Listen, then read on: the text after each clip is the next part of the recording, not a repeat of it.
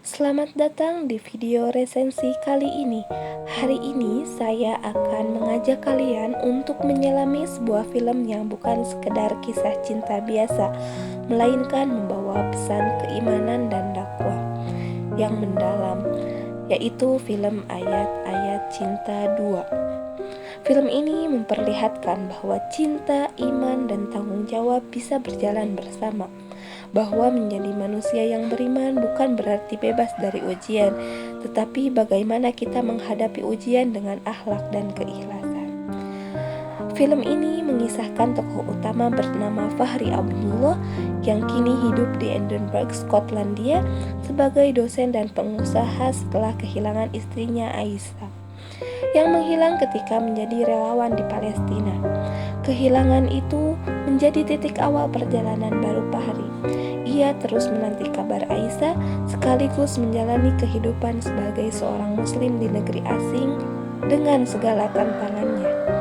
Di tengah kesendirian dan kerinduan, Fahri memilih untuk tetap berbuat baik, menjalankan amanah istrinya, membantu tetangga yang berbeda agama, menghadapi prasangka. Semua bagian dari kisah yang mengajak kita berpikir tentang iman dan tanggung jawab sosial.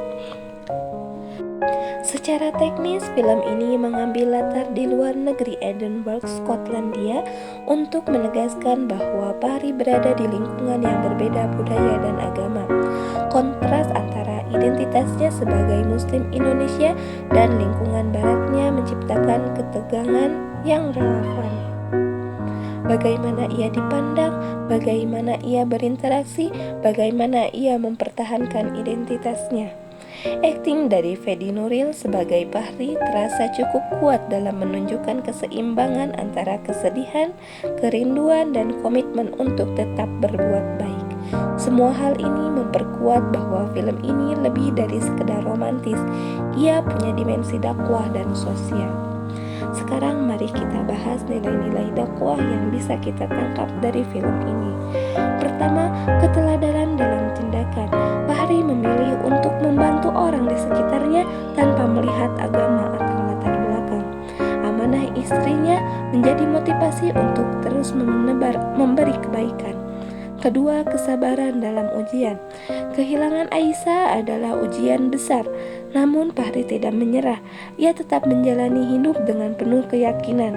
Yang ketiga, dakwah lewat kehidupan sehari-hari. Film ini menunjukkan bahwa dakwah tidak selalu melalui ceramah, tetapi ia bisa lewat sikap, sabar, perilaku, dan kasih sayang terhadap sesama manusia. Keempat, mengubah stigma dan membangun dialog. Fahri sebagai muslim di luar negeri menghadapi prasangka, namun ia tetap menunjukkan bahwa iman dan kebaikan bisa berbicara tanpa banyak kata. Dengan demikian, film ini menjadi inspirasi dakwah, bisa hadir dalam kisah manusia, hingga seorang yang hidup berjuang mencintai dan menebar kebaikan.